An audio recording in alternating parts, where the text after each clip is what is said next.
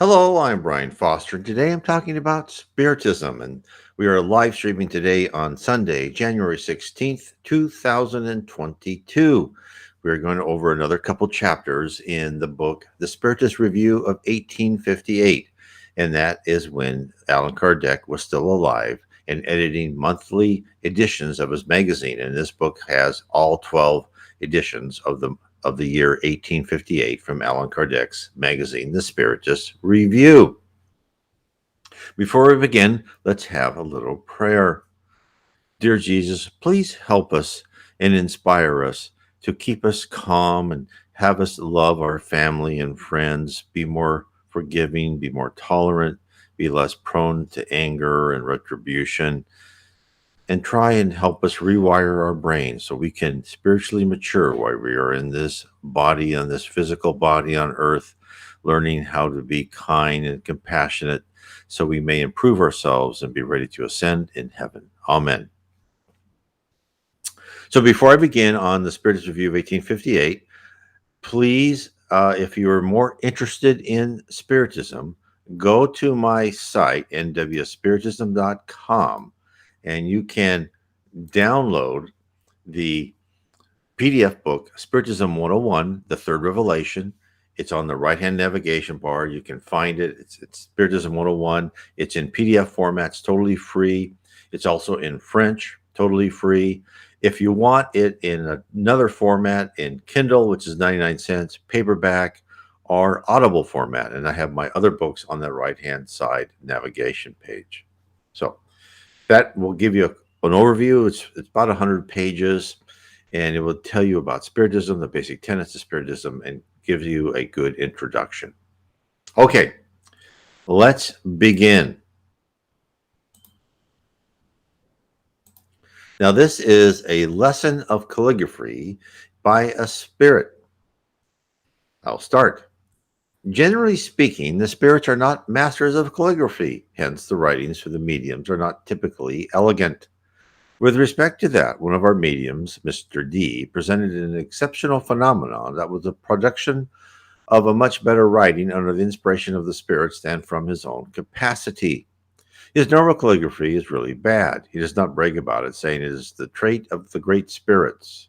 Now remember, this is 1858, so I probably couldn't survive them because your writing has to be legible because people wrote letters. There was no internet, none of that. And so being able to write well was a very important talent to have. However, he acquires a special talent, very distinct according to the communicating spirit. And it is always the same with the same spirit, but always clearer, more legible, and more correct. With some writings, it has an English style marked by some audacity. One of the members of the society, Dr. V, had the idea of evoking a distinct calligraphy expert with the objective of observing the writings. He knew one expert by the name of Bertrand, deceased a couple years back, with whom he had the following conversation in another session. So I thought this would be interesting because this just shows you how mediums are trying to use another session to understand about a different session with a different spirit and why some things happen. So this is really exposing kind of the scientific approach enforced and really encouraged, I should say, by Allan Kardec, where you're trying to find things out and you're trying not to just not just to trust the word of one spirit or say, hey, that's neat, but really dive deeper and find out, okay, why did this happen? And did this happen for what reason? And then talk to other spirits who may know something about it and really critically think about everything, because I know this is something that a lot of that happens in spiritualism, not spiritism, is where people unquestionably just take whatever a spirit communicates and thinks, oh, that's a spirit. You must know what he or she's doing. Well, no, that's not true. Allan Kardec has said that many times. You have to communicate with the spirit through as many times as you need. Eventually, they will expose themselves to their true level. And it might be interesting for a lot of people is to look at and read the book of mediumship The Book of Mediums, I believe, by Allan Kardec. And you can download that PDF. Just type in Allan Kardec space PDF. You'll find all his main 5 books in PDF format on any search engine. And then read the Book of Mediums. And it'll tell you the levels of spirits, how you can detect those levels, and much other really important information if you are all interested in mediumship. Okay, now we'll go through the conversation during the medium session. Number 1, following an evocation procedure, he responded, "I am here." Where were you when we invoked you? "I was already near you." "Do you know the main reason that made us evoke you?" "No, but I wish to know." So he's probably told by other spirits, saying, "This person's going to evoke you. Come here and stand by," because they know, they see the future. Observation. The spirit of Mr. Bertrand is still under the influence of matter, as it is reasonable to suppose. It is a known fact that such spirits are less capable of reading our thoughts than those who are less materialized. Exactly. 4. We would like to have you writing through a medium, a calligraphic text with the characters you would use when alive. Can you do that? And he said, "I can." Observation. Since those words, the medium, who does not apply the rules learned from the masters of calligraphy, assume the correct posture without noticing, both of the body and the hand. Everything else is written in the attached facsimile. As a means of comparison, we also reproduce the normal writing of the medium. Do you remember the circumstances of your earthly life? Some, is the answer. Could you tell us in which year did you die? "I died in 1856. "How old were you?" "I was 56 years old. "In which city did you live? "Saint Germain." "What was your lifestyle?" I tried to satisfy the bodily needs." "Did you take care of matters related to beyond the grave?" The answer is almost nothing. "Do you regret the fact that you no longer belong to this world?" The answer is, I regret not having effectively used my time. "Are you happier than on earth?" "No, I suffer for the good deeds I did not do." So let that, I mean, I hear that many times, that I suffer because of what I did not do. So take the time out to do something that is nice or understanding or compassionate. You will never regret it. You'll never regret the lost time that you didn't devote to something that just gave you small desires and small happiness in what you did in service. In fact, there have been studies done that people remember the most fondly are times when they were of service to others. Number 13, what do you think about the future that awaits you?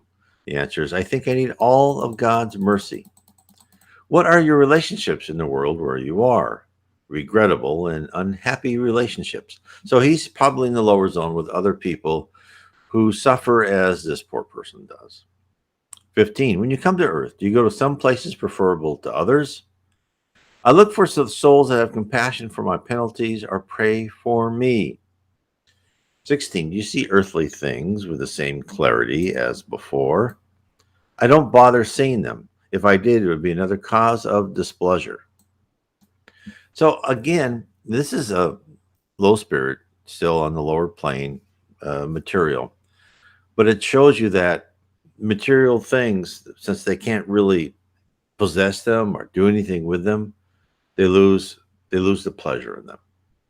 They lose attachment eventually. And that's what the lower level is supposed to be, is for those who are too materialistic to rise to heaven, they'll eventually lose their attachment to material things. Some people, it takes a long time. But again, as when people talk about, oh, I don't know if I'm going to miss this when I'm in heaven, everything changes. Things are still familiar, but your priorities change a lot. And those that you just love, like your new car or your vacations, that they become a lot less important when you're in the spirit world. There are other things that give you much greater pleasure than you ever had before. Number 17, they say that you showed little tolerance when alive. Is that true? I was much violent. What do you think about the objective of our meetings? The answer is, I wish I could have known about them when I was alive. They would have made me better. Do you see other spirits where you are? Yes, but I feel confused in their presence. Number 20, we pray to God that he may have you in his saint mercy. The feelings that you have just expressed should allow you to find grace before him. We don't doubt that they will help in your progress. The answer is, I thank you. May God protect you. I praise him for that. I hope my time comes. Observation. The teaching provided by the Spirit of Mr. Bertrand are absolutely exact and in agreement with the lifestyle and his known character. It is only when confessing his inferiority and his mistakes that the language is more serious and elevated than what one could expect. Once more, we have the proof of the difficult situation of those who are very attached to matter. It is how the inferior spirits sometimes give us, by their example, valuable moral lessons. And I saw this over and over again when I was in mediums meetings. I'm not a medium. I was always on the, not at the table, but in a chair against the wall. And when people are in the lower zone, having just newly passed over, they're confused. And they don't really understand where they are, and they don't understand why they are where they are. And that's where a lot of mediums meetings in Spiritist centers in Brazil and hopefully in other parts of the world, they come and the spirits have them talk to other physical humans. Now you can ask, well, they're in the spirit world. Can a higher spirit come and talk to them?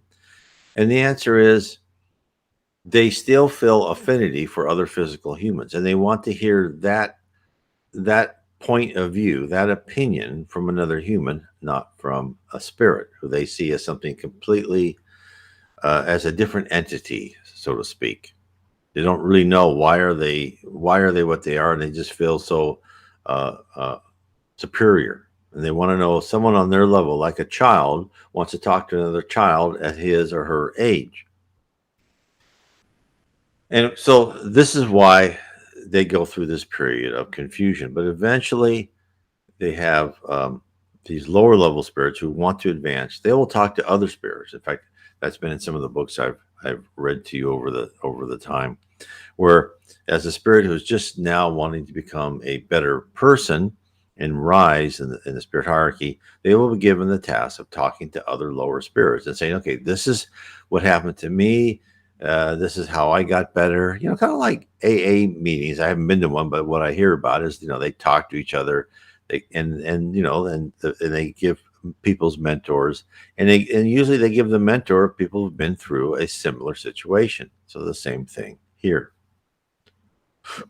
Okay, now we'll go to page 192. So I skip around here because some of these things, like here, correspondence, is not that interesting, and it's more topical to the 1850s, where I try to bring you information that is kind of more timeliness. Okay. Timeless, I should say, not timeliness. Okay, so this is a dissertation on charity by the Spirit of Vincent St. Paul. And this was given by to the Society of Spiritist Studies during a medium session of June 8th, 1858. Of course, these things are eternal. I will start. Be good and charitable. This is the key placed in your hands. The whole eternal happiness is contained in this statement: love one another. The soul cannot rise to the spiritual regions unless through dedication to their neighbor. It cannot find happiness and consolation, but in the ecstasy of charity. Be good, help thy brothers, and put aside this horrible ulcer of selfishness. Now let's talk about this for a second. So in the Spirits book, they say, what's the main thing that is holding us back from improving? And they say selfishness. Selfishness leads to pride, avarice, all sorts of things. Because think about it. When we were a primitive spirit and we were living in tribal or even before tribes, and we had to survive, well, being selfish helped us survive. And, there's a good reason. And those who are the most selfish probably survived the longest. But as we move out and from a planet of a primitive planet to a planet of atonement where we are now, and now we are moving to a planet of regeneration. Our job is to replace those primitive emotions, selfishness, pride, thirst for revenge, anger, jealousy, all those things, with civilized emotion, which is love, charity, uh, fraternity, and honesty. And this is why this is so important, because the central fact of why we are on Earth is to rewire our brain to remove those primitive urges and replace those with the more civilized feelings. And this is tough. This is not a something you say, oh, I'm gonna do this and then it's done. No, this is years, decades. I've been working on it decades, and I'm still not where I want to be, because these primitive emotions are so ingrained into us that it's hard to put aside. When you think that all of a sudden someone has hurt your pride, you don't lash out at them. There's a marvelous story. Socrates, who was one of the ministers of Jesus, and of course his students loved him, the ones who talked to him. And one time he was leaving his house, and of course his wife just was mad at him constantly because he didn't care about that much about money. And so she yelled and yelled at him. And then just before he was leaving the door, from his yard, she poured water on him. And as he got out the door, he told his students that were accompanying him, he said, well, there's always rain after thunder. And that just shows you, he just, took this as, okay, that happened. And this is what I live with. He didn't get mad. He didn't get angry. He didn't go back and throw water at the woman. He just knew that's her, unfortunately. And it didn't disturb him. He didn't let it disturb him. Didn't let it ruin his day. Now, can I say that when things like that happen to me? No. I wish I could. He's much superior than I could ever be. But this is the kind of the kind of plateau we need to help achieve, where we don't let the little things on earth bother us. And in fact, Socrates also said, look, no one can be that wise or that smart here on earth. And the reason is because you have 1,000 distractions hitting you all the time. It's almost impossible to concentrate when you're in human format. And of course, this is on purpose, because we are here not to become geniuses. We are here to retool our personality and our character to become more calm, happy, and wholesome people. That's why you're here. Increasing our wisdom and our knowledge will be done in the spirit world as we go from college to college, and we will understand. And I talk about this in my book, Spirits in the Spirit World, in book 2 of Spiritism, of how spirits are go through classes and colleges on each level of heaven. They graduate, and when they graduate, it's not a question of time or a question of a certificate. No, you graduate when you have your knowledge and your internal love and kindness and internal beauty and together, that you can then go to the next level. And as you go to the next level, you become transformed. You're given more spiritual power. You become less dense, more energy.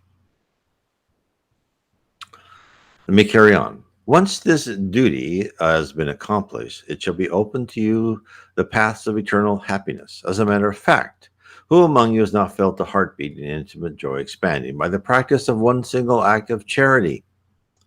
You should not think but in that kind of happiness provided by a good deed, with what you shall always be in the path of spiritual progress.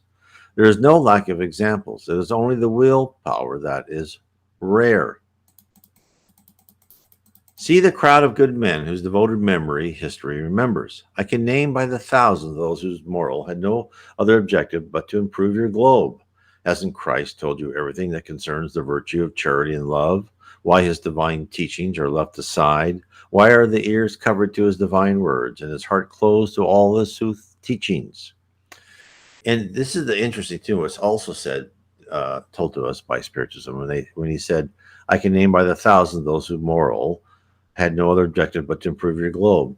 And Spiritism has said through the spirits, saying that the ones who've really made a difference, you don't know who they are. The higher spirits who've actually improved themselves, most of the time, you don't know who they are.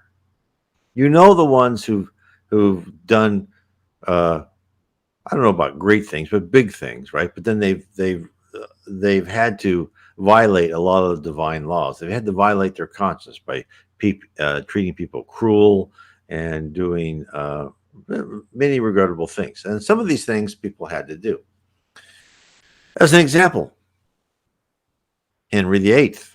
Now, Henry VIII was put on earth for one of his missions was to take England away from the Catholic Church. And even in the book on the Way to the Light by the Spirit Emmanuel, they said Henry VIII had a lot of good things about him. He didn't really go into all the negative things, like when he killed his wives, and he, because being king at that time, there were a lot of, I don't know if the word necessary, but probably more custom of being cruel to a lot of your subjects. And so these things, it's tough. It's tough being good even in this day and age, not to mention 500 years ago or 300 years ago or so.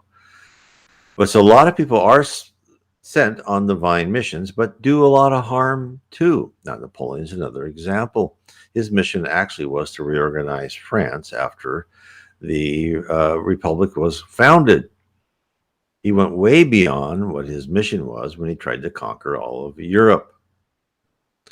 And they knew he was on the wrong path as soon as he tried to invade Egypt. So there are many wonderful people out there, but they have to do some things that are harsh. And then again, there are many, many more people out there that have lived their life the way they should live their life, but you never know them. And a lot of that is the fault of our mainstream media, who only promote people who are selfish and prideful and look only for themselves and want to climb power or have vast luxury.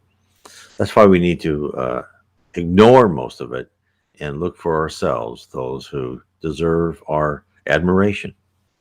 Okay, let me carry on. Why his divine teachings? I read that already. I wish the reading of the gospel were done with more personal interest, but that book is abandoned. It is transformed into empty expressions and dead words. That remarkable code is forgotten. All your evils come from the voluntary abandonment allowed to its summary of the divine laws. Thus, read those pages of fire from Jesus' devotement and meditate about them. I feel ashamed myself for daring to promise you an essay about charity when I think that in the book you will find all teachings that you should take to the celestial regions. And I think that is really interesting when he says that book is abandoned, talking about the Bible. And I read that when I was younger and didn't know about Spiritism, and I read it one way. But after I learned about Spiritism, the Bible became so much more alive, and the words written meant so much more. And to me, that is remarkable. When I was reading, I'm going to paraphrase this incorrectly, and it was in Corinthians, the beginning of Corinthians, when he said that, I forgot. He said that the people who know everything and they will be. It's the foolish that will carry over. I will have to look that up, but let me look that up because that's an important one. I apologize for carrying us off here, but it was just to me. It just said so much more than I ever knew before, and it was exciting. It was exciting to read that. Here we go. So let me give you an example. In Corinthians 1, 18 to 25. Let me bring this up and on the screen. Let me put this down for a second. Let me hide this and let me bring up Corinthians 1 screen. And I'll give you an example. To me, that was just very interesting of how I understood so much more than I understood before. Okay. This is Corinthians 1, 18 to 25. Let me get rid of this here so we can see it better. Okay. For the word of the cross is folly to those who are perishing, but to us who are being saved is in the power of God. So far, so good. For it is written, I will destroy the wisdom of the wise, and the discernment of the discerning I will thwart. So when I was younger and I read that, I go, destroy the wisdom of the wise, the discernment of the discerning? Well, I don't understand that. Then it goes on. Where is the one who is wise? Where is the scribe? Where is the debater of this age? Has not God made foolish the wisdom of the world? For since in the wisdom of God, the world did not know God through wisdom, it pleased God through the folly of what we preach, to save those who believe. For Jews demand signs, and Greeks seek wisdom, but we preach Christ crucified, a stumbling block to Jews and folly to Gentiles. But to those who are called, both Jews and Greeks, Christ the power of God and the wisdom of God. For the foolishness of God is wiser than man, and the weakness of God is stronger than men.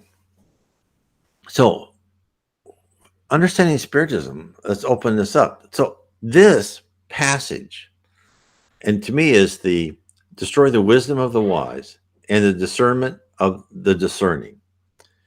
And to me, this passage is just completely relevant to what we are going through today.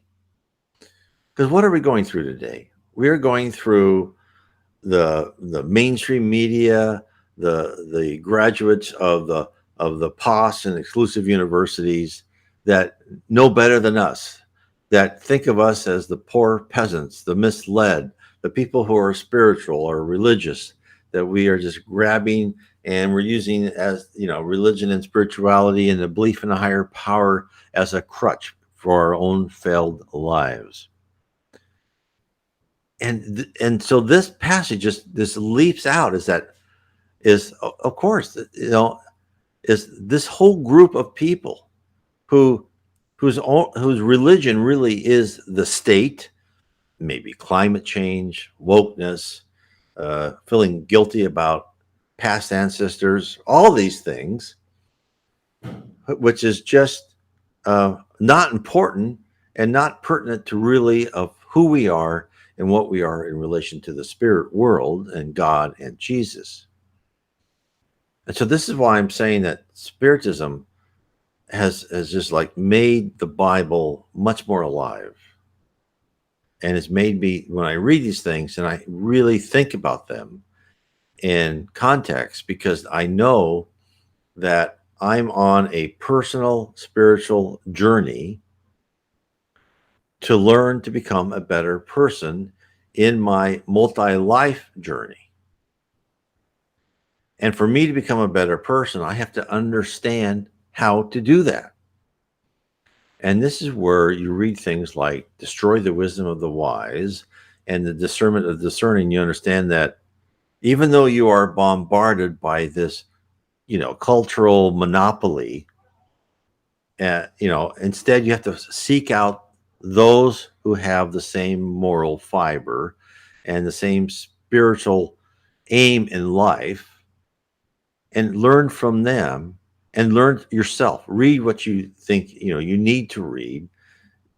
Fashion yourself. That's why we're here. Spiritism doesn't say, oh, you don't believe this, you're going to go to hell and rot forever. No, you're never going to go and do anything eternally except live.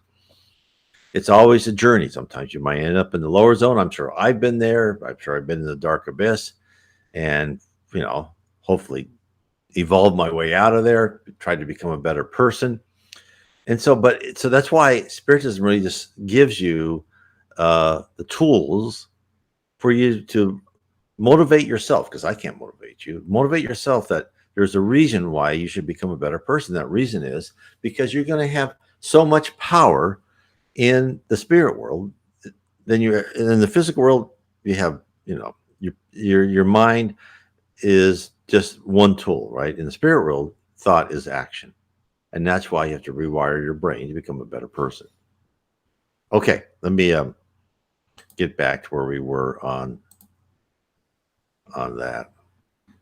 Okay, let me hope me bring this up. Hold on a second.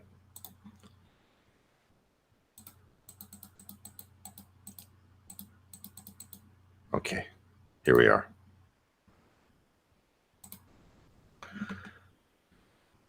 I will start again on the St. Vincent de Paul. Strong men, get ready. Weak men have by weapons your kindness and your faith.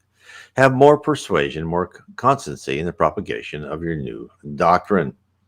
We only came to bring you encouragement. It is only to simulate the zeal and virtues that God allows us to manifest to you. But if you want, you won't need anything but God's help and your own willpower.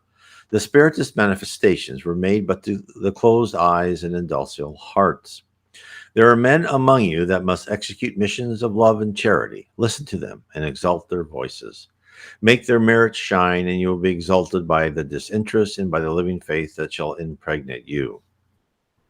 Too extensive and detailed should be the advices given you about the widening of the circle of charity, about the inclusion of all the unfortunates in this circle whose miseries are ignored, and about every pain which should be sought after in their own refuge to console them in the name of this divine virtue, charity. I see with satisfaction a number of prominent and powerful men that help in search for that progress, which shall unite all human classes, the fortunate and disgraced. Strange thing, all the unfortunate extend their hands and help one another in their own misery. Why do the happy ones take so long to hear the voices of the unfortunate? Why is it necessary a powerful earthly hand to promote the charitable missions? Why don't they respond with more zeal to those appeals? Why do they allow misery, as if with pleasure blemishing the image of humanity? Now, this is one of the things I think we need to also think about in our modern world. Is we have a tendency, since many of us have a job, we pay extensive taxes. We don't really feel the need for charity because the government does that. They give people, in many, not all countries, but in many countries, they make sure people are fed, health is taken care of, all these type of things. And we just farm it out to somebody else because that's just money spent.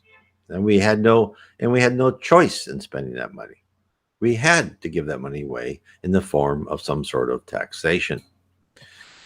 And I believe that, government help is certainly required to help people truly in need, but we do kind of go over, and then sometimes we teach people, because of this whole huge government and without having a face to it, we go overboard and we train people not to do anything.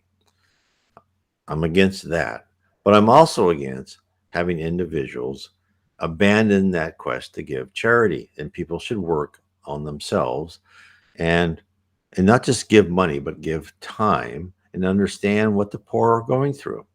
Many people are poor for very good reasons, and they are very nice and wonderful people.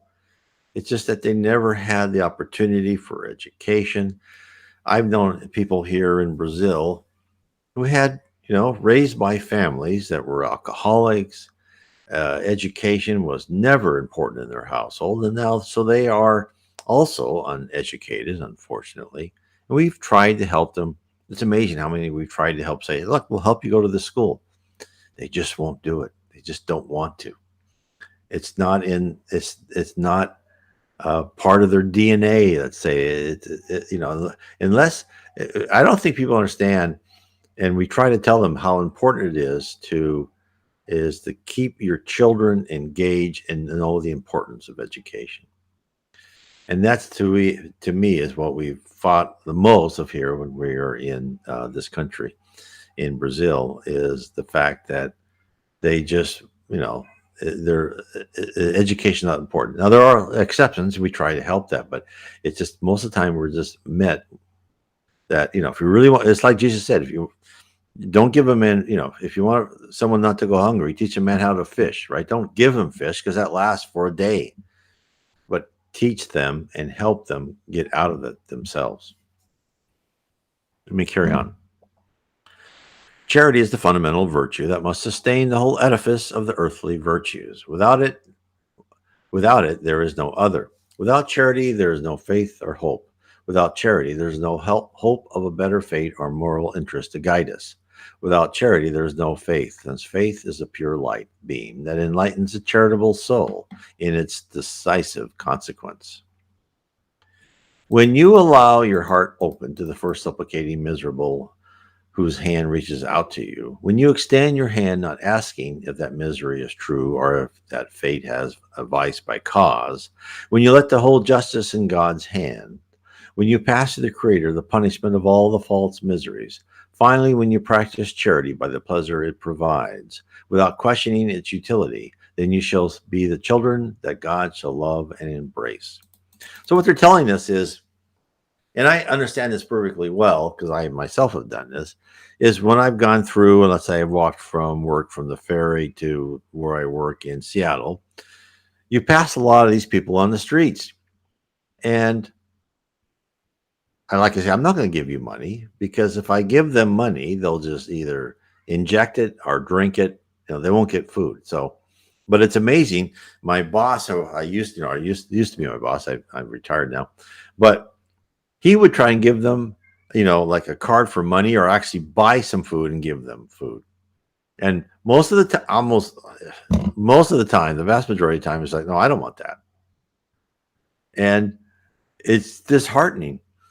In fact, one time he gave this person some food and he goes, "Oh, what is it?" And then the lady behind us that was also walking, she says, "Well, the what you should say is thank you." But again, to other people though, when I used to walk into a store and I saw someone begging outside, I'd say, "What do you want?" And then I go buy them what they want. In fact, I see that a lot here in Brazil. People will be outside the store and say, "Can you buy me milk, or can you buy me something like this?" No, I'll go buy that for them. So I try to do that instead of money. But and again, I understand. But again, what the Spirits books say is, look, if you're wrong, you're wrong. If you give them something and they use it for a bad reason, it's okay. You meant well. Don't hurt don't stop yourself from giving because you think it's enabling something bad, and of course, if you really do, don't give it, right? You don't have to. No one's forcing you, but don't go overboard and give nothing because of you think people are undeserving. It also helps create this habit of you of giving. Okay, I'll carry on. Charity is the eternal anchor of salvation in all globes. It is the purest emanation of the Creator. It is his own virtue passed onto the creatures. How can you ignore such a supreme benevolence? With that thought, who would be the sufficiently perverse heart to suppress and repel that divine feeling? Who would be the sufficiently evil child to rebel against such a sweet touch of charity? I dare not mention what I have done, as the spirits also have the modesty of their work. However, I think that the work I've initiated is one of those that should contribute a lot to alleviate your neighbors. I frequently see spirits requesting the mission to continue my work. I see my kind and dear sisters in the devout and divine ministry. Of course, and we still see the Paul Society still in the United States today. I see them practicing the virtues that I recommend to you, finding the true joy provided by their existence of devotement and sacrifices. It is a great happiness to me to see how much dignified their character is, how much appreciated and protected their mission is. Good men of good and strong will, unite to continue the work of amplifying the propagation of charity. You shall find the reward of such a virtue through its own exercise. There isn't a spiritual happiness that cannot be provided by that in this existence already. Be united, love one another according to the precepts of Christ. Amen. And then they asked him, question, we thank St. Vincent de Paul by this beautiful and good communication just given? Answer: I wish it were beneficial to all. Question: would you allow us a few complimentary questions about what you've just said? The answer is certainly, as my objective is to enlighten you. Ask whatever you want. Question 1. Charity can be understood in two ways: the alms properly said and the love toward humanity. When you say that we should open our hearts to the request of the unfortunate that reaches out to us without asking if their misery is fake, wasn't your intention to talk about charity from the point of view of alms? The answer is yes, only in that paragraph. Number 2. You said we should leave it to God's justice to appreciate the faults of misery. However, it seems to us that giving to those who do not deserve it without discernment or that could earn their living through honest work is to encourage addiction and laziness. Okay, this is exactly what I was talking about. So this, again, this was true in the 1850s. Had the lazy ones easily found their neighbor's wallet open, they would multiply to infinity in detriment of those in real need. Okay, so here's the answer.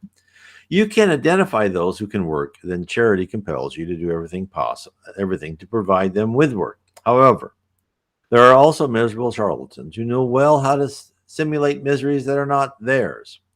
These are the ones who should be left to God's justice. So he says again, yes, that's true.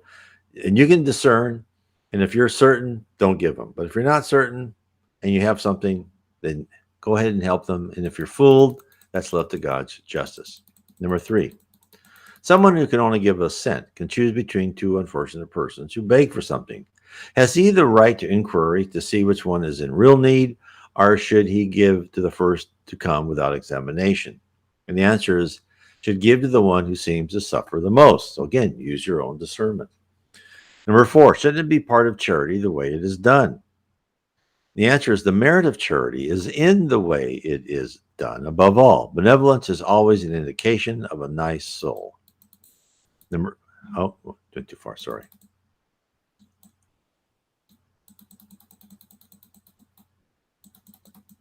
Number 5, which kind of merit do you recognize on those who are generally known as occasional benefactors? The answer is they only do half of the good deeds. Their benefits are received, but don't do them any good. Number 6, Jesus said, do not let your left hand know what your right hand is doing. Do those who give for ostentation have any merit? The answer is they have only the merit of pride, for which they shall be punished.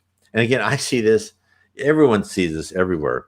But what really gets me is when corporations give, and they give to these causes, these woke causes, and they give because they feel they should in order to publicly say, well, look, what a great organization we are. And they publicize it.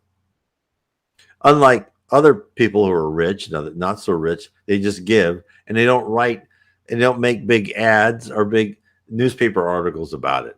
That's what Jesus means. So I never trust those corporations that just show what good they do. And I've worked for many of them. And believe me, it's all selfishness. It's all for a reason. It's too bad. Well, at least they're giving something. But sometimes they give the organizations that are horrible organizations just because it's the politically correct thing to do. Number 7, Christian charity in its broadest meaning, does it not encompass kindness, benevolence, and indulgence towards others' weaknesses? And the answer is do as Jesus. He told you everything. Listen to him ever more than ever. Number 8, is charity well understood when exclusive among creatures of the same opinion or from the same party? The answer is no. It is the spirit of sect or party that above all has to be abolished. Hence, all men are brothers. This is the point where we concentrate our efforts. And this is the hard part to rise, right? Because what he's really saying is human nature is you love your family, you love your extended family, you kind of love your tribe, political party, whatever, your city, people that you associate with, you affiliate with, more than you like those other people over there. And I totally understand that. And it doesn't mean you have to be best friends with them because they don't share because if they don't share the same opinion, you don't have to be with them. But There's nothing wrong with you loving them from afar and wishing them all the success in the world, and wishing them, hopefully, for all of them to become spiritually educated. Don't wish ill on anyone. Don't say, "Oh, I wish that whole thing could be abolished," right? You don't want to do that. Wish everyone well. You can certainly have the freedom to disagree and not associate, but don't actively have bad thoughts about them. That's the first step. Do that, and other things will follow. Number 9, suppose a person sees two men in danger, but he can only save one. One is his friend, the other is his enemy. Who should he save? The answer is he must save the friend, as the friend could accuse him of lack of friendship. As for the other, God will take care of him. So again, those are very good answers. Is okay, yeah. You know your friend, you love your friend, save your friend. Trust in God for the other one. You were given that test. You don't go leave your friend to die, where you take care of this stranger just because you want to prove that you are this benevolent creature over everything. No, save your friend. And that is good advice for almost everything we do, is be loyal, help, and give charity to your friends if you can first, and help others. But don't block them out. Don't hate them. Don't wish them bad things. But pray and say, God, please help these other people. Okay.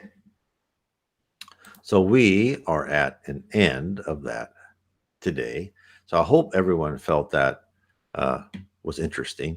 So if you would like to learn more about the spirit world, I would suggest you read The Spirit Realm. Spiritism has revealed the reality of our existence, and it will tell you about the spirit realm, the physical realm, which is a subset of the spirit realm.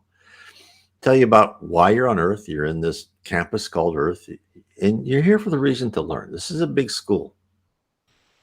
That's why don't worry the things you go through. It's just all part of the learning experience. It's just one class after another. And when you're into one bad experience, eventually the bell will ring and you'll go to the next experience.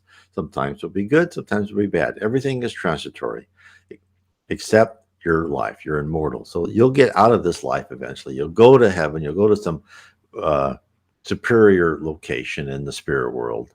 And you'll look back at this, hopefully saying, I improve my personality and my character, because that's really all that needs to be done. Everything else is baggage you're not bringing over. Anyway, I want to say thanks for everyone, and God bless.